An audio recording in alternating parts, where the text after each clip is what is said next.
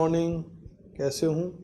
तो my self Vishnu Soni, को science academy live class platform पर आपका वेलकम। तो बेटा हम लोगों ने लास्ट क्लास के अंदर जो आपकी मादा जनन तंत्र था, उस मादा जनन तंत्र को हम लोगों ने कुछ पार्ट उसका डिस्कस किया था, है ना। आज उसके बारे में अपन लोग नोट करेंगे। तो आप लोग हेडिंग मेंशन करोगे मादा जनन तंत्र।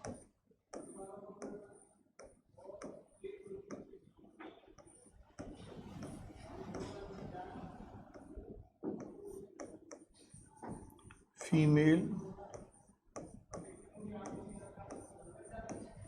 रिप्रोडक्टिव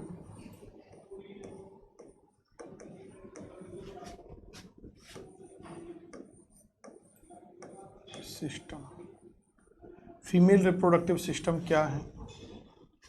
तो जो मादाओं के अंदर, फीमेल के अंदर जो जनन तंत्र पाया जाता है, उस जनन तंत्र को हम लोग क्या बोलते हैं? मादा जनन तंत्र कहते हैं। तो पहला पॉइंट तो क्या लिखोगे आप लोग? मादा प्राणियों में पाए जाने वाला जनन तंत्र मादा जनन तंत्र कहलाता है। सिंपल पॉइंट है, ऐसा कोई इसमें है नहीं। नेक्स्ट हम लोग कह रहे हैं कि मादा जनन तंत्र के अंदर निम्नलिखित भाग होते हैं।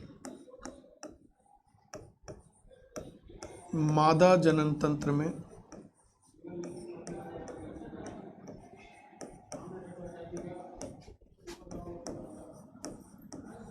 निम्नलिखित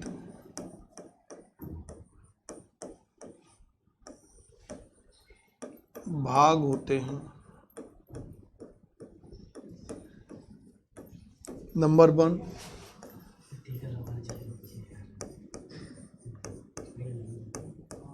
प्राथमिक जनन अंग। और मादा प्राणियों के अंदर जो प्राथमिक जनन अंग होता है वो हम लोगों ने देखा था, अंडाशय होता है, ओवरी होती है, उसके बाद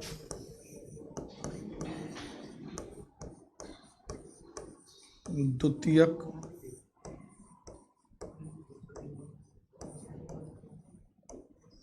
जनन अंग। और द्वितीयक जनन अंग की बेटा हम लोग बात करें तो वो आपके अंडाशय से क्या निकलेंगी? अंडवाहिनियां।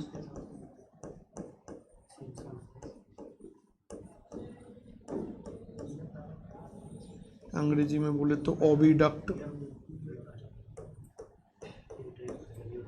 एक क्या होता है? एक जोड़ी गर्भाशय होंगे। फिर देखते हैं योनि वाला भाग। गर्भाशय को अंग्रेजी में बोलते हैं, मैं इधर लिख देता हूँ, यूट्रस, योनि, वेजाइना और भाग बल्ब।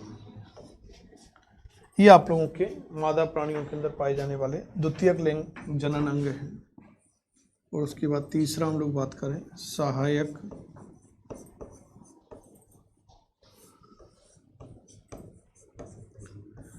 जनन ग्रंथियां। और सहायक जनन ग्रंथियों के अंदर बेटा एक जोड़ी हम लोगों ने देखी थी, क्या होती है? बार्थोलिन ग्रंथि। क्लियर? इसके बाद हम लोग फर्स्ट जो आपके प्राइमरी जनन अंग है, ओवरी, अंडाशय। इस अंडाशय के बारे में हम लोगों ने लास्ट क्लास में डिस्कस किया था कुछ पार्ट, उसको हम लोग आज यहाँ मेंशन करते हैं, थ्योरेटिकल वाला पार्ट। नेक्स्ट आप लोग हेडिंग क्या बनाओगे बेटा? अंडाशय, ओवरी।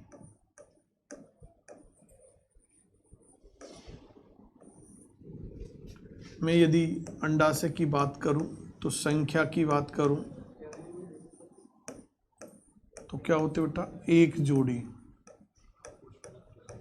मादाओं के अंदर एक जोड़ी अंडाशय पाए जाते हैं, जो क्या है बेटा? प्राथमिक जनन अंग है।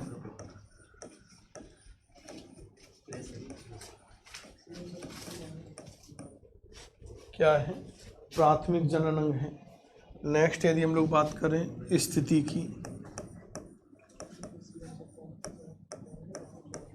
कि कहाँ पाए जाते हैं? तो ये जो अंडाशय होते हैं, ये हम लोगों ने समझा था बेटा कि जो अंडाशय हैं ये उदर गुहा में वृक्क के पीछे की ओर जो श्रोणी प्रदेश होता है, पेल्विक रीजन होता है, वहाँ पर ये क्या होते हैं? प्रेजेंट होते हैं। तो स्थिति उदर गुहा में, और उदर गुहा को अंग्रेजी में क्या बोलते हैं? एब्डोमिनल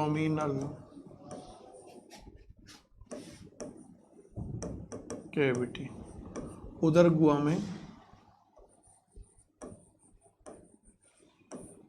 वृक्क के पीछे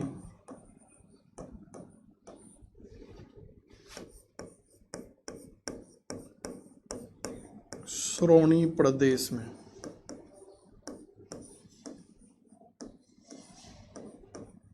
स्थित होते हैं। क्लियर?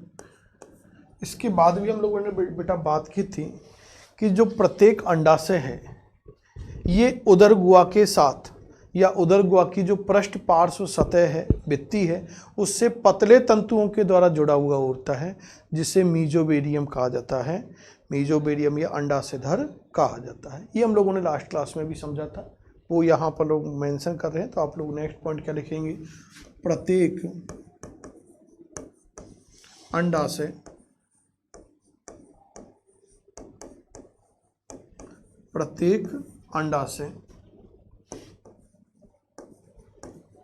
उदर गुहा की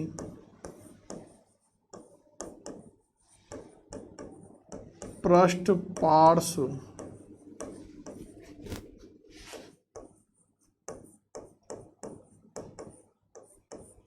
भित्ति से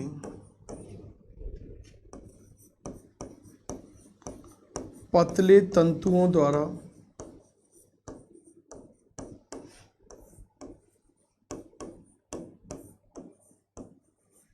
जुड़ा रहता है,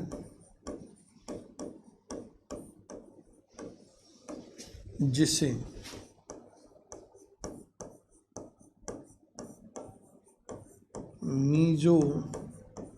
मीजोवेरियम या अंडाशयधर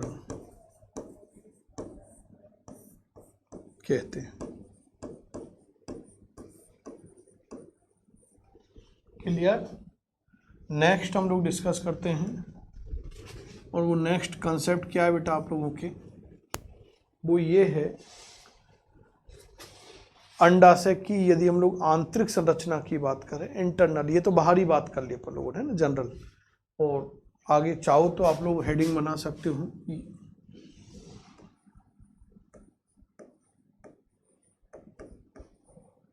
अंडाशय की आंतरिक संरचना, इंटरनल स्ट्रक्चर ऑफ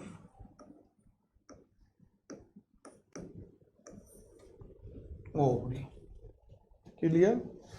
इसमें देखिए बेटा कि जो अंडाशय है, इस अंडाशय के अंदर तंतुमयी संयोजी ऊतकों का एक सघन क्षेत्र पाया जाता है, और उस सघन क्षेत्र को हम लोग क्या बोलते हैं? स्ट्रोमा कहा जाता है। उसे क्या कहते हैं? स्ट्रोमा कहा जाता है। तो इसमें क्या पॉइंट लिखोगे आप लोग? अंडाशय में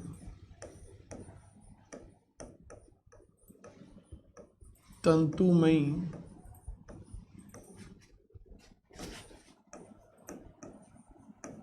संयोजी, अंडाशय के अंदर तंतुमयी संयोजी ऊतकों का या ऊतक का बना सघन क्षेत्र पाया जाता है,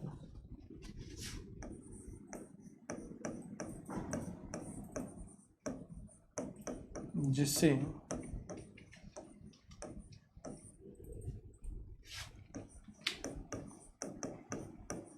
स्ट्रोमा कहते हैं। जिसे क्या कहेंगे, स्ट्रोमा कहते हैं। नेक्स्ट हम लोग बात करें तो अंडाशय के चारों ओर बेटा 3 परतों का आवरण पाया जाता है।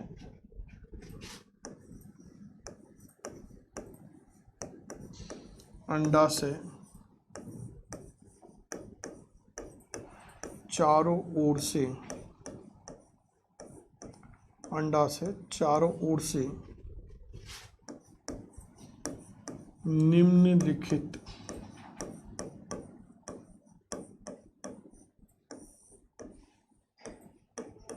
आवरणों द्वारा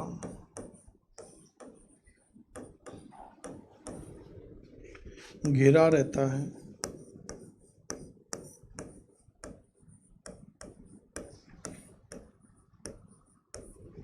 नंबर 1, सबसे बाहरी आवरण को हम लोगों ने ट्यूनिका एल्ब्यूजिनिया कहा था, एल्ब्यूजिनिया।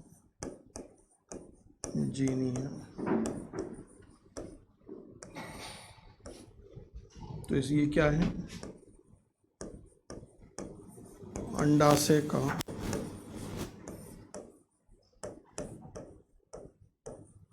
सबसे बाहरी आवरण है। दूसरा है जनन उपकला, जिसको अंग्रेजी शब्द भी याद रखना है, जर्मिनल एपिथेलियम। ये क्या है, अंडाशय का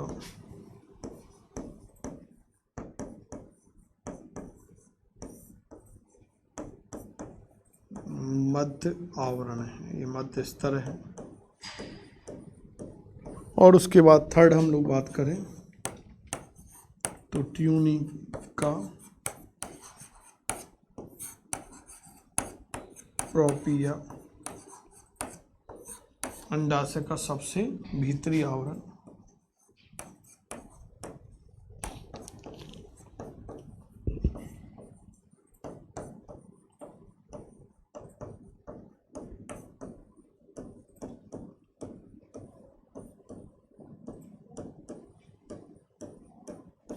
क्लियर? तो ये 3 लेयर हो गए। इसके बाद हम लोग क्या कह रहे हैं कि जो अंडाशय है इसमें जो स्ट्रोमा वाला भाग होता है, जो देखा था ये तंतुमयी संयोजी ऊतकों का बना जो सघन क्षेत्र होता है, जिसे हम लोगों ने क्या कहा था, स्ट्रोमा। ये स्ट्रोमा 2 भागों में विभाजित होता है। कितने भागों में विभाजित होता है? 2 भागों में। बाहरी भाग कॉर्टेक्स होगा और आंतरिक जो भाग होता है उसको मेडुला कहा जाता है। तो नेक्स्ट पॉइंट क्या लिखोगे आप लोग?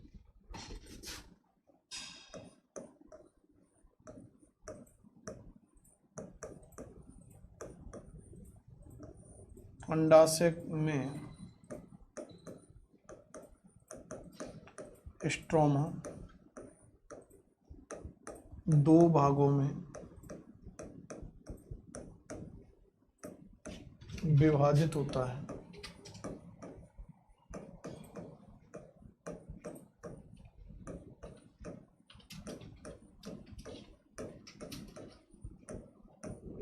नंबर 1,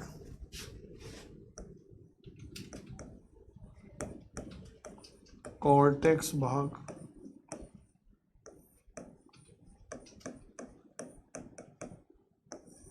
तो कॉर्टेक्स भाग क्या था, ये हम लोगों ने समझा था कि जो अंडाशय का जो स्ट्रोमा वाला भाग है, इस स्ट्रोमा का जो बाहरी सघन भाग होता है ना, उसको क्या कहा जाता है आप लोगों के? कॉर्टेक्स कहा जाता है।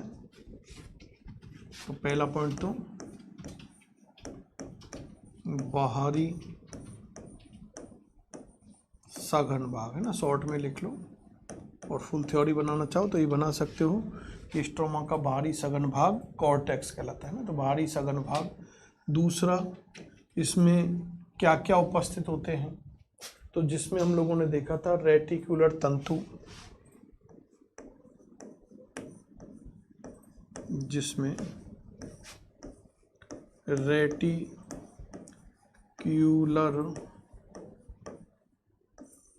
तंतु, रेटिकुलर तंतु, स्पिंडल कोशिकाएं, तर्कु कोशिकाएं, तर्कु कोशिकाएं,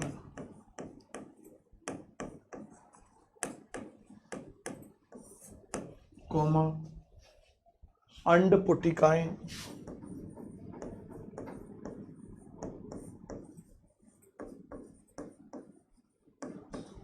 अंड पुटिकाएं एवं कुछ रक्त वाहिनियां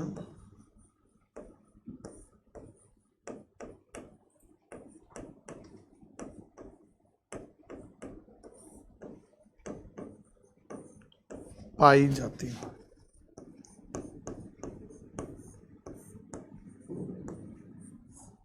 क्लियर? कुछ रक्त वाहिनियां इसके अंदर पाई जाएंगी। ये आपके कॉर्टेक्स भाग है। कॉर्टेक्स के बाद दूसरा भाग कौन सा है बेटा? मेडुला भाग। स्ट्रोमा का दूसरा भाग मेडुला भाग है, मेडुला पार्ट। इसमें क्या लिखना है? फर्स्ट पॉइंट तो आंतरिक कम सघन भाग है, आंतरिक कम सघन भाग। स्ट्रोमा का आंतरिक कम सघन भाग क्या कहलाता है? मेडुला कहलाता है, जिसके अंदर क्या होते हैं आप लोगों को बेटा? प्रत्यास्थ तंतु कोमल पेशियां, जिसमें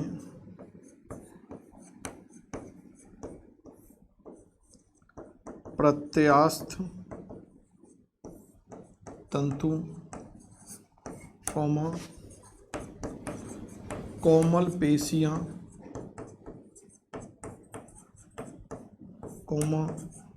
रक्त वाहिनियां एवं तंत्रिकाएं पाई जाती हैं। क्लियर? तो ये हम लोगों ने अंडाशय का कुछ पार्ट आज की इस क्लास के अंदर क्लियर किया है ना? बेस की संख्या क्या होती है, स्थिति कहाँ पर है, अंडाशयधर या मीजोबेरियम क्या होता है ना? फिर इंटरनल की बात की थी, कौन कौन से स्तर इसके अंदर पाए जाते हैं, स्ट्रोमा कितने भागों में विभेदित होता है। उसके बाद बेटा हम लोग आगे इस अंडाशय के अंदर पाई जाने वाली जो अन्य रचनाएं हैं ना, जो हम लोगों ने लास्ट क्लास के अंदर डिस्कस की थी कि प्राथमिक पुटक क्या होता है, ग्राफियन पुटक क्या होता है, कार्पस ल्यूटियम क्या होता है, ये सारी समझाएंगे आप लोगों को, है ना? तो ये नेक्स्ट क्लास में हम लोग आगे डिस्कस करेंगे। Thank you, good bye.